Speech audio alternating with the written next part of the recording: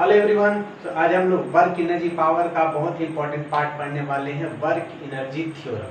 Previous part में हमने बताया था conservative and non conservative forces के बारे में and equilibrium and type of equilibrium के बारे में, और आज हम लोग पढ़ने वाले हैं वर्क एनर्जी थ्योरम। रियल में वर्क एनर्जी थ्योरम कहता क्या है आज हम लोग जानेंगे। इसका एक छोटा सा डेरिवेशन है वो भी करेंगे एंड आफ्टर दैट इससे रिलेटेड तो न्यूमेरिकल्स करना ही करना है। तो अब देखो वर्क एनर्जी थ्योरम क्या कहता है।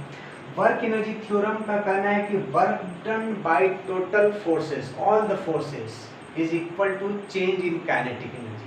आइदर वो कंजर्वेटिव फोर्स हो या नॉन कंजर्वेटिव, सारे फोर्सेस के द्वारा जो नेट वर्क डन होगा, टोटल वर्क डन होगा, that is equal to change in kinetic energy. कहने का मतलब ये हुआ कि work done by total forces या फिर all the forces, all the forces work done by all the forces is equal to change in kinetic energy delta K, या ऐसे कह लो आप K2 माइनस K1।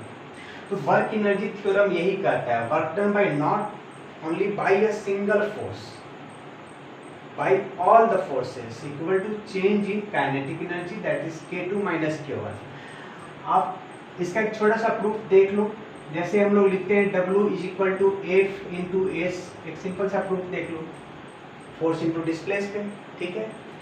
अच्छा, हम इसको डिफरेंशियल फॉर्म लिखना चाहें तो dW is equal to क्या, F इंटू इसको हम ले लेते हैं dx, ठीक है। dW equal to F dx differential form में लोग लिखते हैं। अच्छा, अब इसको हम इंटीग्रेट कर देते हैं दोनों तरफ इंटीग्रेशन का साइन लगा दो। अब dx है तो यहाँ x1 से x2 लिमिट डाल दो, यहाँ ले लो x1 और ये x2, ठीक है।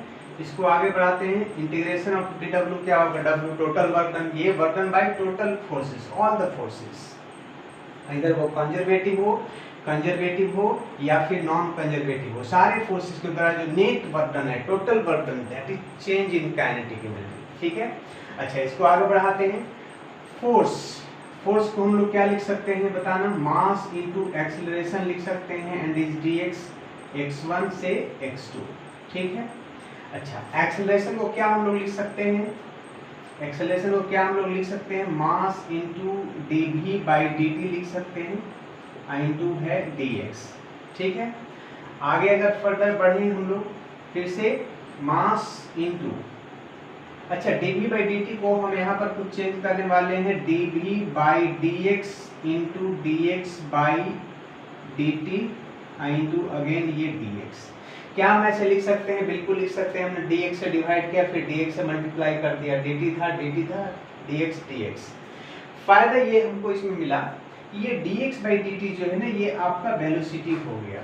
तो हम इसको आगे लिख सकते हैं, इंटीग्रेशन m इंटू, इसको v बोल दिए, v into dv by dx cancel हो गया तो m v हो गया और ये dv। अब जरा देखना यहाँ से, ये work done by all the forces, x1 x2 सारे जगह लिमिट है, x1 x2, x1 से x2, ठीक है। अब यहाँ पर देखना, जब dx था तो हम x1 से x2 डाल रहे थे, अब यहाँ पर क्या हो गया, यहाँ dv आ गया वेरिएबल यहाँ पर, तो यहाँ पर हम क्या करेंगे, v1 से v2 डाल दिए, यहाँ v1 यहाँ v2। अगर यहाँ इंटीग्रेशन ले लो तो w इज इक्वल टू क्या बन जा रहा है, देखना यहाँ से m को अभी रहने दो, m को, यहाँ v1 और ये v2, लिमिट चेंज हो गया। यहाँ पर dx था तो आप x1 x2 डाले थे, जब ये dv आ गया तो v1 v2 डालोगे, ठीक है। तो m into v into dv। अब यहाँ से m को बाहर कर लो तो कितना हो गया, m into v square by 2 limits v2 and v1, ठीक है।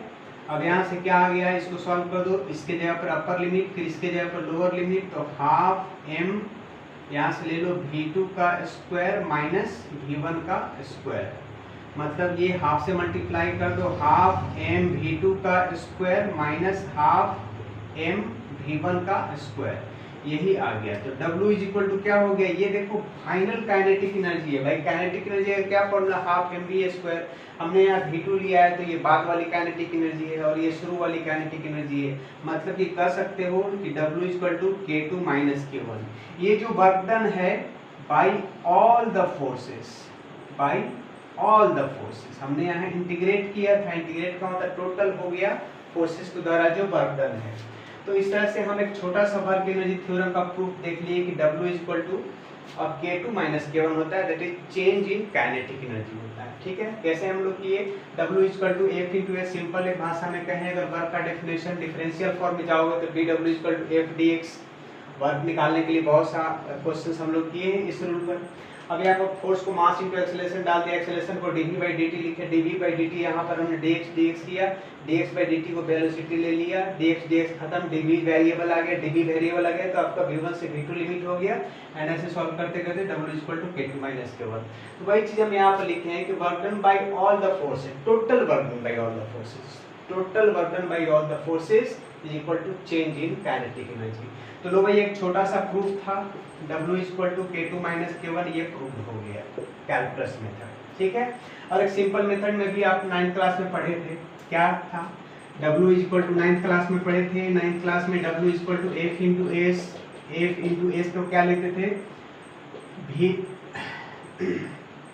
इस फॉर्मूला से, मोशन ला फॉर्मूला से आ जाओ, v कहाँ ले, यहाँ के v square equal to u square plus 2as था। फोर्स को मास इंटू एक्सेलरेशन लिखे, इंटू इस एक्सेलरेशन को क्या लिखते थे इनिशियल, अगर रेस्ट से स्टार्ट हुआ है तो u 0 हो जाता था, मतलब v square is equal to 2as था। तो a का वैल्यू यहाँ से निकाल लेते थे v स्क्वायर बाई 2s, यहाँ पर पुट कर देते थे v स्क्वायर बाई 2s। अच्छा ये 0 नहीं, initial u square plus 2as था, यहाँ से हमने a का वैल्यू निकाला तो v square minus u square by 2s, यहाँ पर ये वैल्यू पुट कर दिए तो 2s खत्म हो गया, half m v square minus half m u square, ये u है। तो ऐसे भी हम 9th क्लास में इस मेथड से पढ़े थे, सिंपल मेथड जो कहा जाए, F इंटू एस ले लो, F को मास इंटू एक्सेलरेशन, और एक्सेलरेशन के जगह पर क्या यूज कर देना है 2as है ना, एक्सेलरेशन के जगह पर यूज कर देना है v square minus u square by 2s। जैसे यहाँ पर पुट करोगे s से s कैंसिल हो जाएगा, ठीक है, तो v square minus u square करके ऐसे यहाँ से आ जाता। तो ये 9th क्लास में एक सिंपल सा चीज पढ़े थे, बट आपको इस मेथड से 11th क्लास में ये कैलकुलस मेथड से इसको समझना है। ठीक है, तो देख लें, इसके बाद हम लोग क्वेश्चंस करेंगे। तो एक छोटा सा ये प्रूफ था वर्क एनर्जी थ्योरम का, जिसमें बताया गया कि work done by all the forces is equal to change in kinetic energy. ठीक है, चलिए तो हम लोग क्वेश्चंस की ओर बढ़े। ओके,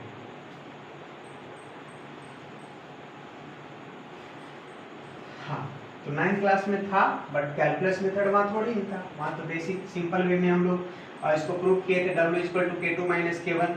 ठीक है, बट यहाँ पर आपको कैलकुलस मेथड से इसको समझना है। तो चलो हम सबको यहाँ से हटाते हैं और सबसे फर्स्ट क्वेश्चन की ओर आते हैं। बहुत सिंपल क्वेश्चन है, पहले हम लोग डिफरेंट टाइप्स के क्वेश्चंस करेंगे वर्क एनर्जी थ्योरम से, और इसका फुल कंसेप्ट आपको मिलेगा at the end of this video. इस वीडियो के लास्ट तक आपको वर्क एनर्जी थ्योरम का फुल कंसेप्ट आएगा। ठीक है, चलिए, ठीक, तो जैसे फर्स्ट नंबर क्वेश्चन है ये हमारा कि एक ऑब्जेक्ट को एयर में ऐसा अपवर्ड थ्रो किया गया, जब ये हाइट h1 पे है, क्या हो गया, एक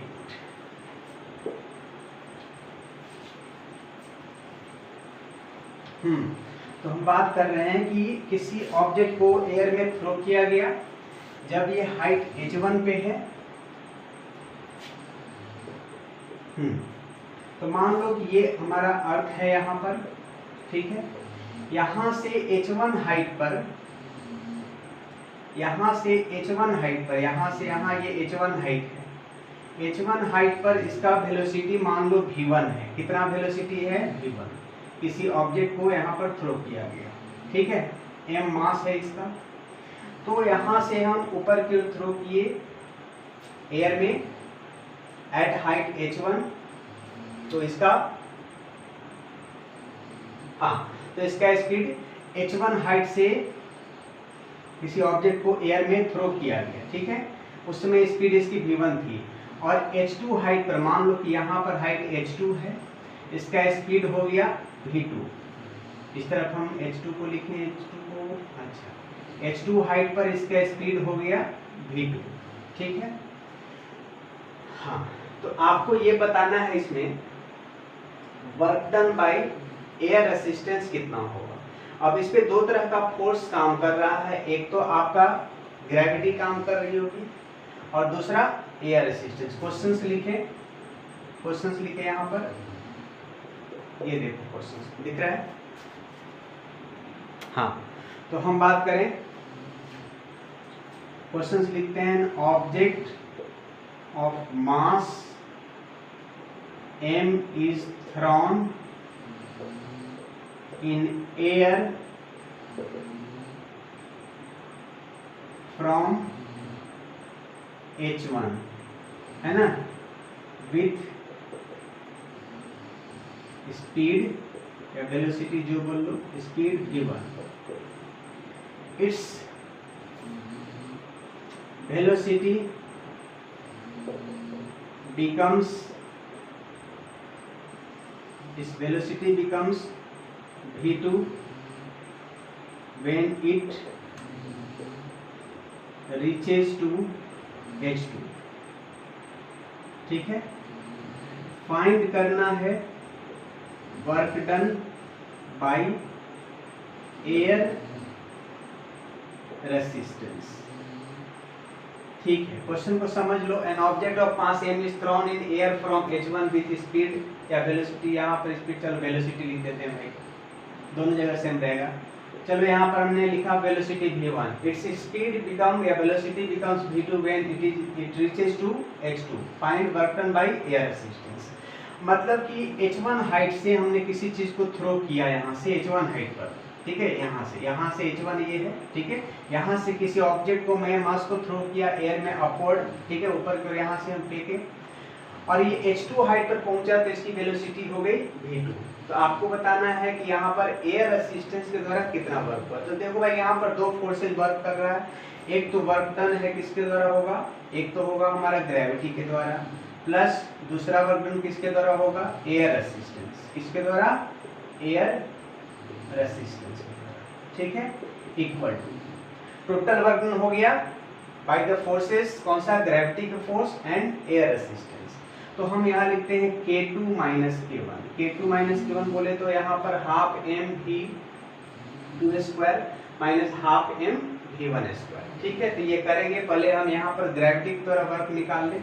तो बोलो ग्रेविटी की द्वारा फोर्स इंटू डिस्प्लेसमेंट, देखो भाई ऊपर की ओर थ्रो किया गया है और ग्रेविटी नीचे की ओर काम कर रही है, इट मींस कि इसके द्वारा जो वर्क होगा वो नेगेटिव होगा। तो हम minus mg into h2 minus h1, ये ग्रेविटी के द्वारा वर्क होगा, plus work done by air resistance हमको निकालना है, is equal to final velocity कितना है, v है, तो हाफ m v2 का square minus half m v1 का स्क्वायर। अब यहाँ से आपको एयर रेसिस्टेंस का वर्क निकालना है, तो ये वाला चीज को उठा के उस तरफ डाल दो।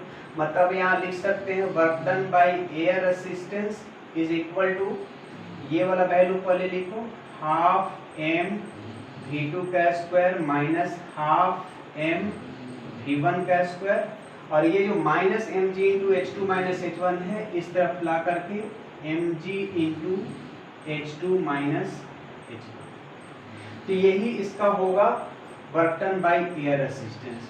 सारे वैल्यूज दिए रहेंगे, हो सकता है आपको इसमें वेलोसिटी दे दिया जाए, है ना, यहाँ पर वेलोसिटी कितना है, यहाँ पर वेलोसिटी हाइट दे दिया जाती है, सारा वैल्यू पुट करके आप यहाँ पर एयर रेसिस्टेंस के द्वारा वर्क निकाल सकते हो। तो ये क्वेश्चन था, बहुत सिंपल सा चीज था, दो फोर्सेस यहाँ वर्क कर रहे थे जो ऊपर हम लोग ऑब्जेक्ट फेंके थे m मास का। तो आपको बताना था कि एयर रेसिस्टेंस के द्वारा वर्क डन, भाई हम जैसे पहले की work done by all the forces, all the forces में आइदर आपको वो कंजर्वेटिव हो या नॉन कंजर्वेटिव, सबका वर्क डन कितना होगा, चेंज इन काइनेटिक एनर्जी के बराबर होगा। तो हमने यहाँ पर काइनेटिक एनर्जी है, काइनेटिक एनर्जी माइनस किया, ये को उधर भेज दिया, तो एयर रेसिस्टेंस का वर्क निकाल। चलो सेकंड क्वेश्चन देखते हैं। चलो तो ये फर्स्ट नंबर क्वेश्चन। हाँ, तो सेकंड क्वेश्चन हम लोग करने जा रहे हैं। चलो यहाँ पर N object of mass m is acted by two forces, F1 equal to 4 I cap and F2 equal to I minus j ही रहने दो, ठीक है। अच्छा, न्यूटन, यहाँ भाई न्यूटन यूनिट तो लिखोगे, यहाँ भी न्यूटन लिख दोगे, हम यूनिट छोड़ रहे हैं। An object of mass m is acted by two forces F1 and F2 and its displacement is I cap minus 6 j cap plus 6 k cap, ठीक है। फाइंड करना है it's kinetic energy. Kinetic energy आपको बताना है, ठीक है। देखो भाई, कोई ऑब्जेक्ट एम मास का, इस पे दो फोर्सेस काम किया है, F1 काम किया, F2 काम किया और डिस्प्लेसमेंट कितना कर दिया, इतना कर दिया। तो फाइंड करना है आपको काइनेटिक एनर्जी, ठीक है। अच्छा ये बताओ, ये दो फोर्सेस काम कर रहे हैं, तो आप इस फोर्सेस का नेट फोर्स निकाल लो और इसके साथ आप उसका डॉट प्रोडक्ट, क्योंकि हम लोग वर्क के लिए जानते हैं, सबसे पहले वर्क कैलकुलेशन कर रहे हैं। W इक्वल टू हम लिखते हैं यहाँ पे, चलो K2 minus K1, that is हम लोग डेल्टा के लिख करके चलते हैं, ठीक है भाई। वर्क निकालना है तो फोर्स भी वेक्टर फॉर्म में है, डिस्प्लेसमेंट भी वेक्टर फॉर्म में है, मतलब आप डॉट प्रोडक्ट निकाल दोगे। मतलब यहाँ पर हम लिखने जा रहे हैं F डॉट S। F का मतलब कि नेट फोर्स लेना पड़ेगा, ये दोनों का नेट यहाँ कर लो, 4 I कैप और ये I कैप कितना हो गया, 5 I कैप, J कैप है नहीं तो माइनस हो गया J कैप, ये फोर्स का हो गया। डॉट डिस्प्लेसमेंट कितना है, I minus 6J plus 6K cap. देख लो यहाँ डॉट प्रोडक्ट निकाल दो, I से I का कर लो, कितना आ गया, 5 1 जा 5 is equal to delta K। 5 1 जा 5, J का J से कर लो, कितना आ जाएगा, minus minus plus, minus minus plus, plus 6, फिर K का तो है नहीं अपने पास, तो कितना आ गया देख लो, 5 यहाँ से आया, J का J से डॉट प्रोडक्ट कर लो तो 6 आया, इज इक्वल टू, K का तो है नहीं अपने पास, is equal to delta K। तो ये डेल्टा K का वैल्यू कितना आया, 11 आया, 11 joule change in kinetic energy. अब 11 जूल डेल्टा K का मतलब हुआ, मतलब ये हुआ कि इसकी काइनेटिक एनर्जी बढ़ गई, काइनेटिक एनर्जी इसकी बढ़ गई। अगर ये निगेटिव में आता, अगर ये निगेटिव में आता तो हम बोलते हैं कि इसकी काइनेटिक एनर्जी डिक्रीज कर गई, बट यहाँ पर पॉजिटिव आया, मतलब कि काइनेटिक एनर्जी इसकी पहले जो भी रही होगी उससे 11 यूनिट बढ़ गया, ठीक है।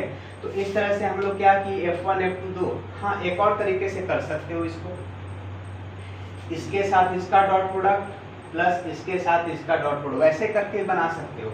हम यहाँ F का मतलब F नेट ले लिए, ये दोनों का नेट ले लिए, 4 + 1 5 I cap minus J cap एक साथ ले लिए।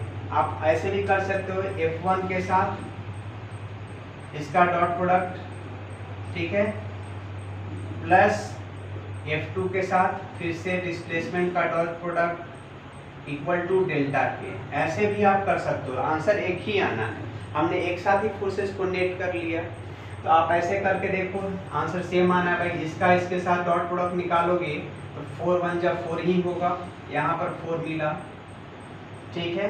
अच्छा, इसमें J कैप तो है नहीं कि J कैप से करोगे, इसका फिर इससे करोगे तो I कैप मल्टीप्लाई हो गया तो 1 आया, J कैप से मल्टीप्लाई हुआ तो J कैप कितना हो गया, 6 यूनिट दिया, और K कैप अपने पास है नहीं, is equal to delta K। तो कितना आ गया, 6 4 10 है, 11, यहाँ भी ऐसे 11 जूल आएगा, ठीक है। तो आप जैसे समझ लो, अलग अलग फोर्सेस का डॉट प्रोडक्ट निकाल के भी कर सकते हो, या फिर ऐसे हम कहाँ फर्स्ट मेथड से एक यहाँ पर आंसर लाए और दूसरा मेथड और करके आप ऐसे भी बना सकते हो, है ना। इस फोर्स का इसके साथ डॉट प्रोडक्ट, इस फोर्स का इसके साथ डॉट प्रोडक्ट करके भी आप आंसर ला सकते हो, या फिर दोनों फोर्सेस को नेट कर लो और नेट करने के बाद जो डिस्प्लेसमेंट है उसके साथ आप डॉट प्रोडक्ट ले लो, जैसे चाहो आप वैसे कर सकते हो, आंसर सेम ही आना है। ठीक है, चलो ये तो क्लियर है, आगे बात करें। अच्छा मिटाइए इसको। हाँ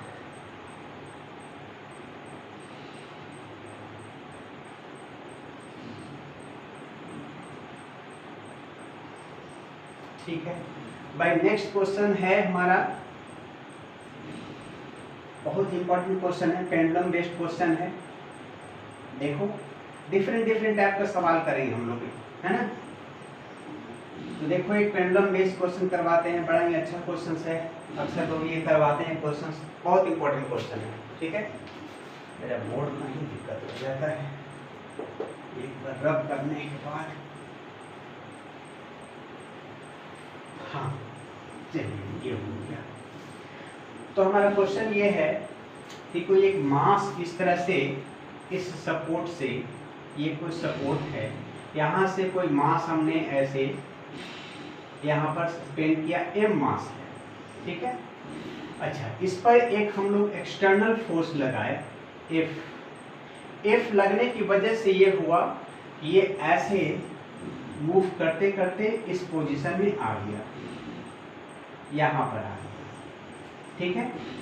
F फोर्स लगने की वजह से ये मास इस तरह से थीटा एंगल बनाते हुए इस पोजीशन से इस पोजीशन पे आ गया, let it be position A and this position is B।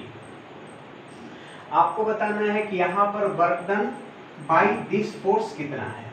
तो भाई यहाँ पर कौन कौन सी फोर्स काम कर रही है भाई, एक तो ये F जो आप एक्सटर्नल लगा रहे हो, दूसरा टेंशन की फोर्स रस्सी है, रस्सी में टेंशन क्रिएट होगा, टेंशन की फोर्स लग रही होगी, एक और फोर्स आपको ग्रेविटी वाली लग रही है, तीन फोर्सेज यहाँ पर दिख रहा है। तो आपको बताना है कि work done bye F force क्या होगा, दिस फोर्स के द्वारा वर्क डन होगा, ठीक है, क्या होगा। और कुछ दिया है और कुछ दिया है और कुछ दिया है, इसमें नहीं दिया है, ठीक है। चलिए तो हम लोग इसको सॉल्व करते हैं। देखो प्रैक्टिस करो, कोशिश करो। ये एक और छोटा है, इसमें यहाँ से यहाँ ये जो लेंथ है स्ट्रिंग का ये L है, ठीक। तो अब इसको सॉल्व करते हैं।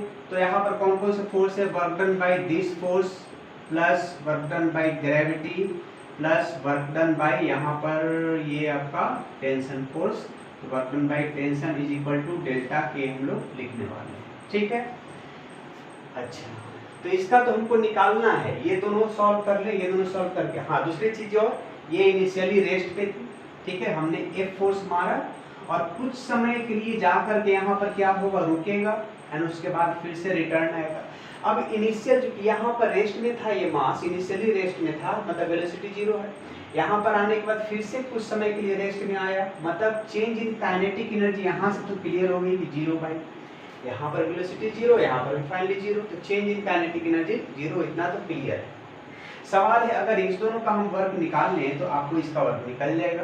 तो अगर निकालते हैं तो हम यहाँ से वर्क डन भाई हमको तो ये निकालना है, प्लस ग्रेविटी की बात करें तो ग्रेविटी का भाई force into Fs cos theta, force कितनी लग रही है ग्रेविटी की, mg का फोर्स लग रहा है, ठीक है।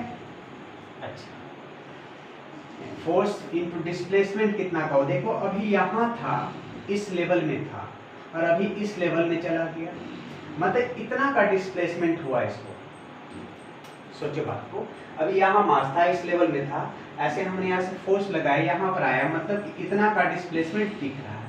तो ये वैल्यू हमको चाहिए, ये वैल्यू मतलब यहाँ चले आए, तो ये यहाँ से लेकर के यहाँ तक का डिस्टेंस हमको चाहिए, यही डिस्टेंस हमको निकालना है। अगर ये डिस्टेंस मिल जाए हमको तो वो डिस्प्लेसमेंट ले लेंगे। तो कैसे निकालें, चलो हम तो ये ट्रायंगल में आते हैं भाई, ये इंटायर लेंथ L है, ये रस्सी भी वही है, यहाँ से यहाँ L है, तो अगर ये L है, यहाँ पर हमने थीटा मार्क किया है, तो ये जो वैल्यू आपको दिख रहा है यहाँ से लेकर के यहाँ तक का वैल्यू क्या होना चाहिए भाई, L cos थीटा होगा, cos थीटा अप्लाई करके L cos थीटा। अब जब ये L cos थीटा है तो अगर हम इस L लेंथ में से इस L cos थीटा को अगर माइनस कर दें तो क्या हमको ये मिल जाएगा, बिल्कुल मिल जाएगा, L minus L cos theta. बहुत सिंपल सा चीज है, समझो इसको। भाई हमने यहाँ से इसको फोर्स लगाया, ए फोर्स डिस्प्लेस हो के यहाँ आया, तो डिस्प्लेसमेंट कितना का दिख रहा है, यहाँ से mg का ये डिस्टेंस ही यहाँ से यहाँ तक डिस्प्लेसमेंट है। ये कैसे निकलेगा, तो हम इधर चले आए, तो ये कैसे निकलेगा, तो इंटायर लेंथ में से यहाँ से यहाँ माइनस करते हैं, इंटायर लेंथ एल पता है हमको, और ये हम निकाल सकते हैं इस ट्रायंगल के सपोर्ट से। अब आप cos थीटा अप्लाई करके ये कैसे पता चला, L cos थीटा आया हमारा। अब L cos थीटा को L में से माइनस कर दे तो डिस्प्लेसमेंट हमको पता चला कितना, L minus L cos theta. अब एक चीज और सोचो, ग्रेविटी नीचे की ओर काम कर रही है, डिस्प्लेसमेंट ऊपर की ओर हो रहा है, मतलब यहाँ पर माइनस cos 180 डिग्री लोगे minus, plus work done by tension force हमेशा जीरो। क्यों भाई, क्योंकि जहाँ भी यहाँ पर अगर आ जाए, देखो देखो टेंशन अगर ऐसे आ गया यहाँ पर, तो टेंशन यहाँ पर ऐसे है और इसका डिस्प्लेसमेंट का डायरेक्शन ये होगा, और किसी भी पोजीशन में ले लो, मान लो यहाँ पर टेंशन आ, तो यहाँ पर जो बॉब है तो उसका डिस्प्लेसमेंट का पोजीशन क्या होगा, कुछ ऐसे होगा, हमेशा 90 डिग्री पर होगा। तो डिस्प्लेसमेंट और टेंशन के बीच 90 डिग्री होने की वजह से cos 90 उसको उस वर्क को जीरो बना देगा। तो यहाँ पर जीरो इज इक्वल टू, यहाँ से चेंज इन काइनेटिक एनर्जी भी जीरो। तो भाई यहाँ से सिंपल निकल गया, WF निकल गया, इस चीज को उठा के उस तरफ डाल दो, तो work done by external force F निकल गया mg into L minus L cos theta, यही आपका आंसर। ठीक है, कुछ नहीं करना था, यहाँ से हमने हमने ग्रेविटी के द्वारा वर्क डन निकाला, टेंशन वाली फोर्स जीरो है। पहले सोचना है यहाँ कौन कौन सा फोर्स काम कर रही है, तो रस्सी भाई एक तो टेंशन काम कर रहा है, दूसरा ग्रेविटी तो कर ही रही है, और एक हमने बोला कि F फोर्स अप्लाई किया गया, so that is reaches to from A to B and then find the work done by this external force. इस एक्सटर्नल फोर्स के द्वारा हमने वर्क डन इस तरह से निकाल दिया। दैट्स ऑल, क्लियर है? ओके, अच्छा हाँ, तो मिटाएं इसको। नेक्स्ट,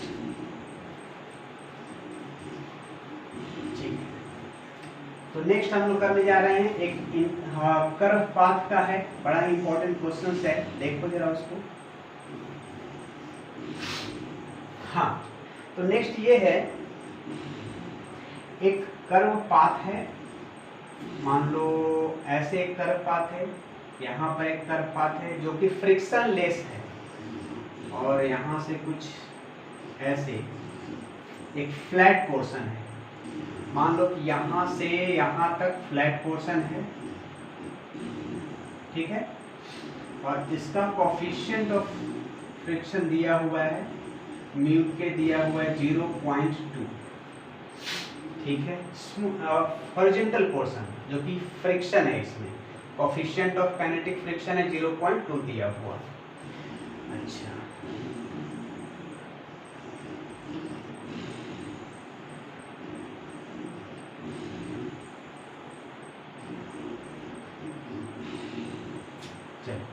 चलो मान लो प्लेस डायग्राम, ये कर्व पार्ट है, कर्व पोर्शन, ठीक है, ये भी आपका कर्व पोर्शन है। यहाँ पर हमने किसी मास को रखा, m मास को, ठीक है, और ये कैसा है, ये फ्रिक्शन लेस है, ये कर्व पार्ट कैसा है, फ्रिक्शन लेस है, इसमें कोई फ्रिक्शन नहीं, मतलब स्मूथ है, क्या है, स्मूथ है। चलो स्मूथ लिखते हैं, समझो क्वेश्चन को समझो, ये स्मूथ सरफेस है, ये कर्व पोर्शन जो स्मूथ है, और हॉरिजॉन्टल पोर्शन यहाँ पर है आपका फ्रिक्शन वाला, जिसका ये दिया हुआ म्यू के दिया हुआ 0.2, ये भी कर्व पोर्शन है आपका, वैसे ही स्मूथ है, ठीक है, और इसकी लेंथ यहाँ से लेकर के यहाँ तक जो फ्लैट पार्ट है, इसका लेंथ दिया है 3 मीटर।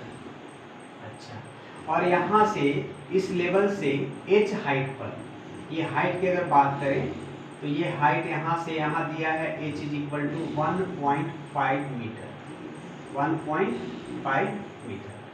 तो 1.5 मीटर के हाइट पे एक मास को रखा गया है, ठीक है, इसको आफ्टर समथिंग क्या रिलीज कर दिया गया, रिलीज कर दिया भाई, यहाँ तो स्मूथ सरफेस यहाँ से आ जाएगा, यहाँ से यहाँ तक, यहाँ से यहाँ तक आया, बट यहाँ पर फ्रिक्शन क्रिएट। तो आपको इसमें ये बताना है कि इस फ्लैट पार्ट पे कहाँ जाकर के ये फाइनली रेस्ट में होगा, फ्लैट पार्ट पे किस डिस्टेंस पर जाकर के ये फाइनली रेस्ट में आएगा। फाइंड द डिस्टेंस या where the mass will come to rest. यही क्वेश्चन का है, मतलब कि फाइनली ये कहाँ जाकर के रुकेगी, यहाँ से स्लाइड कैसे आकर के फाइनली कहाँ जाकर के ये रुकेगी, आपको इसमें यही बताना है। ठीक है, तो भाई देखो इस पे एक तो ग्रेविटी की काम कर रही है mg वाला, है ना, h हाइट पे है तो mg ग्रेविटी लगेगी। दूसरा एक और यहाँ से यहाँ तक जब चलेगा तो इसमें फ्रिक्शन क्रिएट हो रहा है ना, तो फ्रिक्शन की फोर्स लग रही है, मतलब कि यहाँ पर आपका एक ग्रेविटी के द्वारा वर्क निकालना है और एक निकालना है आपको फ्रिक्शन के द्वारा work is equal to change in kinetic energy. अगर सोचो यहाँ पर रेस्ट में है और इसको रिलीज के रेस्ट में है, मतलब इनिशियल वेलोसिटी 0 है, जब ऐसे गिरेगा तो ये आफ्टर सम टाइम जाकर के फिर जहाँ पर इसकी वेलोसिटी 0 होगी फिर वहाँ से रिटर्न आएगा, मतलब एक समय के लिए इसकी वेलोसिटी क्या होगी, वहाँ पर 0 होगी, मतलब फाइनल वेलोसिटी भी 0 हो गया, मतलब चेंज इन काइनेटिक एनर्जी आप कह सकते हो 0। भाई कैसे समझे बात को, यहाँ पर रेस्ट में है फिर इसको यहाँ से छोड़ दिए तो इनिशियल वेलोसिटी 0 था, आफ्टर सम टाइम ऐसे आया फिर कर्व पाथ पे चढ़ेगा, है ना, कर्व पाथ पे चढ़ेगा, एक समय के लिए फाइनल वेलोसिटी फिर से 0 होगी, जहाँ से फिर वो रिटर्न आना चालू करेगा, तो फाइनल वेलोसिटी भी 0, बाय इनिशियल भी 0, फाइनल भी 0, इट मींस क्या हुआ, चेंज इन काइनेटिक एनर्जी 0 हुआ। तो यहाँ पर दो फोर्सेज निकालना है भाई, एक तो आपको ग्रेविटी के द्वारा निकालना है और एक फ्रिक्शन के द्वारा निकालना है। अच्छा, तो ग्रेविटी के द्वारा निकालो, mg इंटू हाइट h दे रखा है, mg इंटू h, ठीक है, प्लस फ्रिक्शन के द्वारा निकालते हैं, तो फ्रिक्शन के द्वारा क्या होता है, फोर्स इंटू डिस्प्लेसमेंट। चलो हम पूरा फॉर्मूला लिख रहे हैं, फोर्स इंटू डिस्प्लेसमेंट फ्रिक्शन वाला के द्वारा निकाल रहे हैं, ठीक है, इक्वल टू है 0। अब फोर्स का फ्रिक्शन फोर्स क्या म्यू इंटू एन होता है, तो हम इस फोर्स को हटाते हैं, म्यू इंटू एन लिखते हैं, क्या लिखें, म्यू इंटू एन, ठीक है।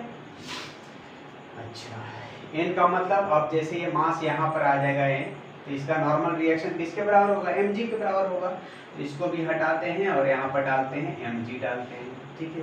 तो एक एक चीज समझो, फ्रिक्शन को F is friction force F equal to mu into n, n का मतलब यहाँ पर भाई ये हॉरिजॉन्टल पोर्शन पे बात है तो mg के बराबर। हमेशा नॉर्मल रिएक्शन mg नहीं होता है, अगर फ्लैट पोर्शन में हो तो यहाँ पर इसका नॉर्मल रिएक्शन mg के बराबर होगा। अगर आप इंक्लाइंड प्लेन पे हो या फिर हॉरिजॉन्टल की बात कर रहे हैं, हॉरिजॉन्टल पर ही हो और कोई फोर्स हमने ऐसे at an angle of theta लगा दिया, तो इस केस में नॉर्मल रिएक्शन आप mg के बराबर कहोगे तो यहाँ गलत हो जाएगा। हमेशा से नॉर्मल रिएक्शन mg के बराबर नहीं होता है, इसको याद कर लो अच्छे से। अगर इस तरह से कोई एक्सटर्नल फोर्सेस ना लग रहा हो, दैट केस होता है। अगर हम कोई फोर्स लगा दिए, एक्सटर्नल फोर्स हम लगा दिए यहाँ पर, तो ये कोई जरूरी नहीं है कि ये नॉर्मल रिएक्शन आपको mg के ही बराबर हो, ठीक है। हमने फ्रिक्शन में इसके बारे में अच्छे से बात किया है, ठीक है। तो चलो ये सब तो बात की बातें हैं, ठीक है। हाँ, तो फ्रिक्शन की बात कर रहे हैं तो म्यू इंटू एन, एन यहाँ mg के बराबर होगा इस फ्लैट पार्ट पर, तो ये फोर्स का हो गया। इंटू डिस्प्लेसमेंट की बात करो, मान लो यहाँ से x डिस्टेंस पर ये फाइनली मास हमारा रेस्ट पे आ गया, x डिस्टेंस पर, यहाँ से x के डिस्टेंस पर मान लेते हैं कि ये ब्लॉक रेस्ट में आ गया, तो डिस्प्लेसमेंट हमने लिया x, ठीक है, लेट, ये हमने लेट किया, और ये फ्रिक्शन की फोर्स है इसलिए वर्क डन हमेशा नेगेटिव होगा। बाय फ्रिक्शन तो हमेशा अपोजिंग फोर्स है ना, ऑब्जेक्ट इधर मोशन में रहेगा तो डिस्प्लेसमेंट इधर की और फ्रिक्शन फोर्स पीछे की, तो इसलिए माइनस लगा इक्वल टू 0। अब आपको यहाँ से x निकालना है कि यहाँ से कितना डिस्टेंस पर ये ब्लॉक रेस्ट में आएगा, तो यहाँ से mg खत्म, x इक्वल टू क्या हो गया, यहाँ से हम कर सकते हैं कि x इज इक्वल टू निकल जाएगा आपका h बाई म्यू, अब ये वैल्यू आप यहाँ से पुट कर सकते हो, h का मतलब कितना 1.5 हमने दिया था यहाँ पर, 1.5 बाई म्यू का वैल्यू कितना 0.2, मतलब कि आपका 7.5 मीटर का डिस्टेंस आया, मतलब कि 7.5 मीटर। सोचो जरा बात को, यहाँ से यहाँ 3 मीटर का डिस्टेंस है और 7.5 मीटर पे ये रेस्ट में आएगी। इसका मतलब क्या हुआ कि ये ऑब्जेक्ट एक बार 3 मीटर जाएगा, ठीक है, 3 मीटर, ठीक है, फिर रिटर्न आएगा अगेन 3 मीटर, 6 मीटर हो गया, और बाकी बचा 1.5, मतलब अब यहाँ से फिर 1.5 के डिस्टेंस पर जाकर के ये फाइनली रेस्ट पे आएगा। मतलब 3 गया 3 आया, फिर उसके बाद 1.5 फिर आगे बढ़ेगा, तो अब जाकर के वो 7.5 पूरा हो रहा है। मतलब कि 1.5 आफ्टर 2 चक्कर मारने के बाद एक बार जाना और एक बार रिटर्न आना, एंड आफ्टर दैट वो यहाँ से फिर 1.5 पर जाकर के आपको वो रेस्ट में आएगा। तो यहाँ से x का वैल्यू कितना हो गया 1.5 मीटर, है ना। एक बार जाना, मान लो यहाँ नाम दे देते हैं A B, यहाँ पर C, तो C पर वो रेस्ट में आएगा। A से B जाना, फिर B से आना और फिर A से C, तो A से C पर जाकर के C पॉइंट पे वो रेस्ट में आएगा 1.5 के डिस्टेंस पर, ठीक है। देखो कंसेप्चुअल अच्छा क्वेश्चन था, ठीक है। तो क्या हम इस क्वेश्चन में बात की कि भाई मास m है, यहाँ पर रखा हो 1.5 के हाइट पर, ये स्मूथ सरफेस है, कर्व पोर्शन, इधर भी कर्व पोर्शन, बीच में आपका फ्लैट पार्ट है जिसमें फ्रिक्शन है, म्यूटी का वैल्यू 0.2 दे रखा है ना, और बताना है कि आपको कि यहाँ से जब रिलीज कर दिया जाए तो कहाँ पर जाकर के रेस्ट करेगा। तो रेस्ट करेगा कहाँ पर, तो हमने 7.5 निकाला। 7.5 मतलब क्या हो भाई, 3 जाएगा 3 आएगा, 6 कंप्लीट हो गए, बाकी बचा 1.5, तो 1 यहाँ से फिर 1.5 आगे जाकर फाइनली यहाँ पर वो रेस्ट पे आ जाएगा। That's all. क्लियर? मिटाएं इसको, मिटा दें, हाँ इसको हम लोग हटा दें, ठीक है। एक और देखो, ये बड़ा ही इंपॉर्टेंट क्वेश्चन है जो हम लोग डिस्कस करने जा रहे हैं अभी, बहुत इंपॉर्टेंट डिस्कशन, ठीक है, एकदम कहो तो नेक्स्ट लेवल, एकदम नेक्स्ट लेवल क्वेश्चन कर सकते हो। हाँ, तो प्रोजेक्टाइल से रिलेटेड है ना। प्रोजेक्टाइल आप लोग पढ़े ही होंगे, ठीक है, कि हॉरिजॉन्टल कंपोनेंट हमेशा कांस्टेंट होता है, वर्टिकल कंपोनेंट चेंज होता है। भाई वर्टिकल तो चेंज होगा ही, ग्रेविटी वर्टिकल ही तो काम करता है ना, हॉरिजॉन्टल में थोड़े ना ग्रेविटी काम कर रही है जो हॉरिजॉन्टल वेलोसिटी चेंज होगा, ठीक है। तो भाई यहाँ पर सवाल ये है, ये आपका अर्थ है, यहाँ से हमने किसी ऑब्जेक्ट को m मास का है, ये m मास है, इसको हमने making an angle theta with horizontal, इसको हमने प्रोजेक्ट किया, थ्रो किया, और इस तरह से ऐसे होते हुए फाइनली ऐसे आई, ठीक है। थीटा ये m को हमने यहाँ से ऐसे प्रोजेक्ट किया, ठीक है, थीटा एंगल पर, और आफ्टर समझते हैं जैसे जैसे ये कर पा रहा है इसका एंगल चेंज होते जाएगा, ठीक है। अब ये एट एनी इंस्टेंट मान के चलो कि यहाँ पर आ गया और यहाँ पर ये θ/2 हॉरिजॉन्टल के साथ θ/2 एंगल बना रहा है। कितना एंगल बना रहा है? θ/2। इसकी जो वेलोसिटी है, वेलोसिटी एट दिस टाइम मान के चलो कि ये वेलोसिटी है, वेलोसिटी भी यहाँ पर है, और ये हॉरिजॉन्टल के साथ θ/2 का एंगल बना रहा है, ठीक है। समझे बात को? यहाँ पर कोई m मास का है, इसको हमने प्रोजेक्ट किया थीटा एंगल के साथ, और एक समय ऐसा आया कि जब इसका एंगल वेलोसिटी का इस इंस्टेंट पे इसकी वेलोसिटी भी है जो कि हॉरिजॉन्टल के साथ θ/2 एंगल बना रहा है, ठीक है। तो आपको इसमें कैलकुलेट करना है, क्या है, थीटा है, θ/2 है, m मास है, ठीक है। हाँ, आपको यहाँ से वर्क निकालना है, वर्क क्या निकालना है आपको, वर्क डन क्या है ये बताना है। ये क्वेश्चन सोचो, ठीक है। हाफ mv² माइनस हाफ, तो यहाँ से यहाँ नेट वर्क डन कितना होगा? तो भाई W क्या आप जानते हो, K2 माइनस K1, यहाँ की फाइनल वेलोसिटी का काइनेटिक एनर्जी लेंगे, फिर यहाँ का, और ये लिखा गया था मान के चलो कि u से, ठीक है, u वेलोसिटी के साथ हमने थ्रो किया था, ठीक है, ठीक। तो सोचो यहाँ से आप लिख सकते हो कि half mv² minus half M U का स्क्वायर, ये लिख सकते हो। बट सवाल ये है कि यहाँ पर भी कैसे कैलकुलेट करें, भी यहाँ एंगल थीटा है, थीटा बाई 2 कुछ तो चक्कर होगा, तो इसको देखें, प्रैक्टिस करें, ट्राई करें कैसे हो सकता है। क्वेश्चन समझ में आया? इसमें वर्क डन बाई ग्रेविटी आपको इसमें बतानी है, ठीक है। हाँ, तो इस पोजीशन से इस पोजीशन आने में, मान लो ये पोजीशन हमने ए बोल दिया, इस पोजीशन को बी बोल दिया, ए से बी जाने में इस ग्रेविटी के द्वारा कितनी वर्क हुई ये बताना है। तो हमने kinetic energy K2 minus K1 लिखा। अगर काइनेटिक एनर्जी कैलकुलेट हो जाए तो हम निकाल लेंगे। चलो आओ देखते हैं। तो वर्क डन बाई हम लोग ग्रेविटी निकालने जा रहे हैं, ठीक है, in moving from A to B. इसके पहले हम प्रोजेक्टाइल मोशन की ओर चलते हैं। भाई यहाँ पर हॉरिजॉन्टल वेलोसिटी कितना होगा, यू एंगल्स, यू वेलोसिटी से हमने ऐसे थ्रो किया थीटा एंगल बनाते हुए, तो यहाँ पर हॉरिजॉन्टल यू का क्या होगा, यू कॉस थीटा।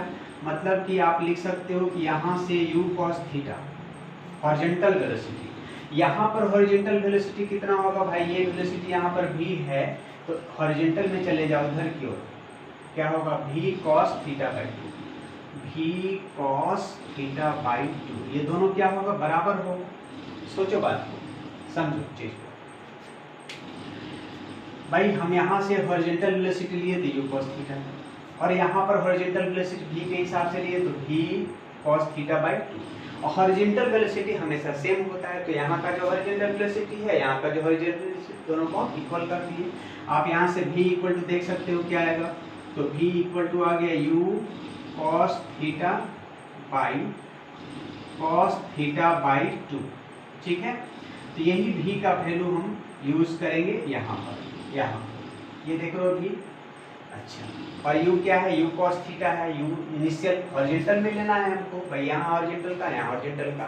तो आप इसको सॉल्व करके बताना, यहाँ से हाफ m v का स्क्वायर, v का मतलब इसका स्क्वायर लोगे, u cos theta by cos theta by 2, इसका आप स्क्वायर करोगे, ठीक है, हुआ minus half m into you, यहाँ से क्या है, u cos थीटा है, तो यहाँ पर लिया हमने u cos थीटा का स्क्वायर।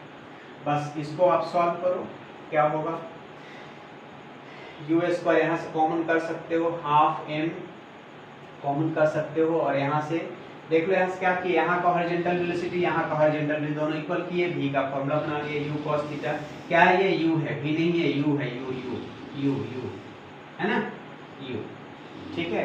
तो बस यही है work done by gravity in throwing from a to b। तो a से b थ्रो करने में यही हमारा हॉरिजॉन्टल वेलोसिटी आया, ठीक है। बस इसको सॉल्व कर लो, आंसर हो जाएगा, ठीक है। तो बस कंसेप्ट यही था कि आप हॉरिजॉन्टल वेलोसिटी को इक्वेट करो, ठीक है, इक्वेट करके v का वैल्यू निकालो, v का वैल्यू निकल जाएगा, आप यहाँ पर पुट कर देना, ठीक है, दैट्स ऑल।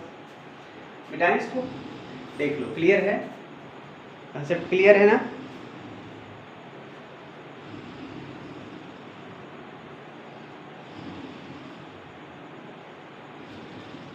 कितना टाइम हो गया, अच्छा ठीक है, कंसेप्ट क्लियर, मिटाएं इसको। चलो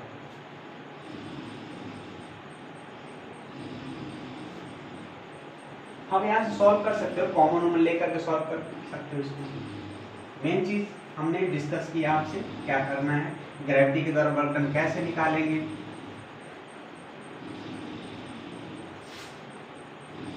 है ना। जब ए से बी हमने थ्रो किया तो ग्रेविटी के द्वारा वर्क कैसे निकालेंगे, ये चीज हम लोग को इसमें जानना था, जो कि हम लोग K2 माइनस K1 करके इसको कैलकुलेट करेंगे, ठीक है। तो चलो भाई, वर्क एनर्जी थ्योरम हम लोग देखे होता क्या है, सिंपली उसका एक छोटा सा डेरिवेशन किए, एंड आफ्टर दैट उससे रिलेटेड जो भी अच्छे से सवाल हो सकते थे, अच्छा से अच्छा सवाल हो सकता था, हमने किया। चलो नेक्स्ट पार्ट में मिलते हैं, इससे भी और अच्छा सवाल लेकर के हम लोग कंजर्वेशन ऑफ मैकेनिकल एनर्जी में। तो इसके बाद हम लोग कंजर्वेशन पार्ट पढ़ने वाले हैं मैकेनिकल एनर्जी का, वहाँ और भी अच्छे सवाल आने वाले हैं। यहाँ पर एक चीज़ मिसिंग है जो हम बात करेंगे कंजर्वेशन ऑफ मैकेनिकल एनर्जी में, और वहाँ पर इसका फुल कंसेप्ट मिलेगा। यहाँ पर एक चीज़ मिसिंग है। क्या मिसिंग है इस फॉर्मूला में, W = K2 - K1 फॉर्मूला में क्या मिसिंग है, ये बात करेंगे हम कंजर्वेशन ऑफ मैकेनिकल एनर्जी में। तो ठीक है, जस्ट नेक्स्ट पार्ट में कल हम लोग पढ़ने ही वाले हैं कंजर्वेशन ऑफ मैकेनिकल एनर्जी। तब तक के लिए पढ़ाई करते रहें। All the very best.